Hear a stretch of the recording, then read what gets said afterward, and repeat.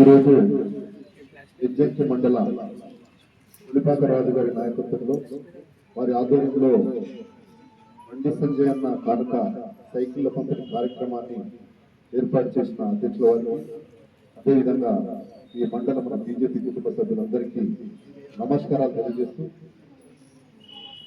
ఈ యొక్క కార్యక్రమంలో ఎంఈఓ మహాతి మేడం గారు, అదేవిధంగా హెడ్ మాస్టర్స్ యువతి మేడం, అదేవిధంగా శ్రీరామ్ సార్ గారు అందరికీ కూడా ప్రత్యేకంగా నమస్కారాలు తెలియజేస్తూ,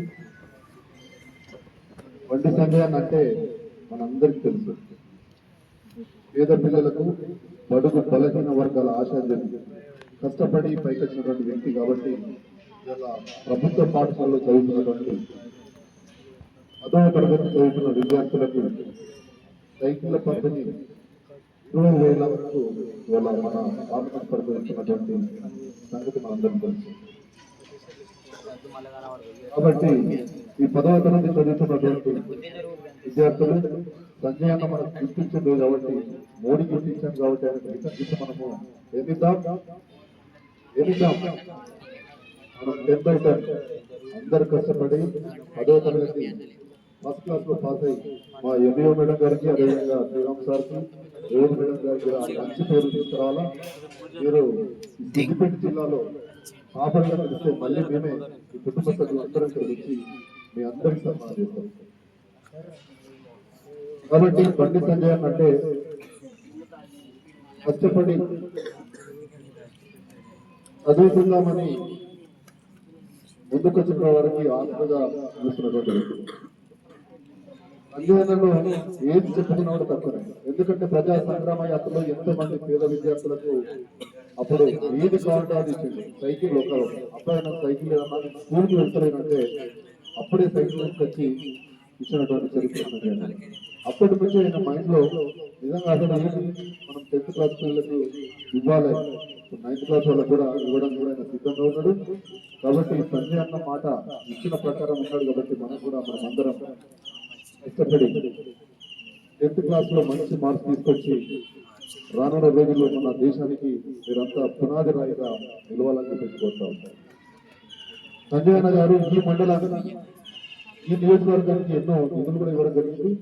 మన బెజ్జింగ్ టు గన్నవరం రోడ్డు కూడా 33 కోట్లతో నిధులు కేటాయించారు.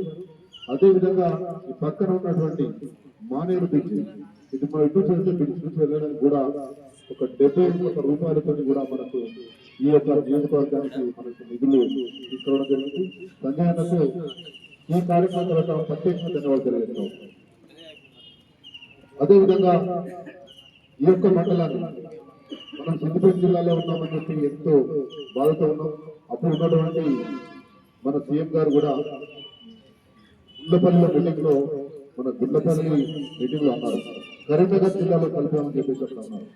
కాబట్టి త్వరలోనే ఎలక్షన్స్ కొంచెం లేట్ అయినప్పటికీ కూడా మా రాజు, అదేవిధంగా మైపాల్ రెడ్డి, మా యువ నాయకుడు రేవంత్, మన రజనీకాంత్, మన రాజేష్ గడ్మర్, వీళ్ళందరి ఆధ్వర్యంలో కూడా ఈ మండలాన్ని కరీంనగర్ జిల్లాలో కలిపే విధంగా మనమందరం కష్టపడి ఉద్యమాలు చేపడాలని చెప్పేసి ఈ సభాముఖంగా మీ అందరికీ తెలియజేస్తాం.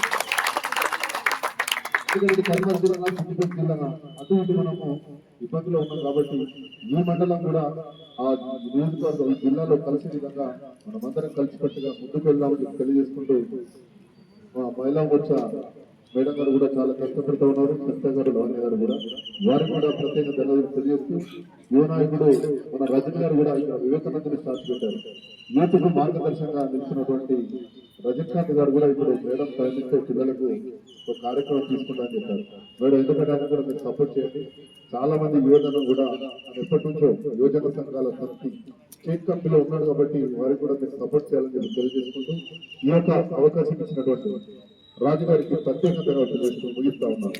భారత్ మాతాకి, భారత్ మాతాకి, జై శ్రీరామ్, జై శ్రీరామ్.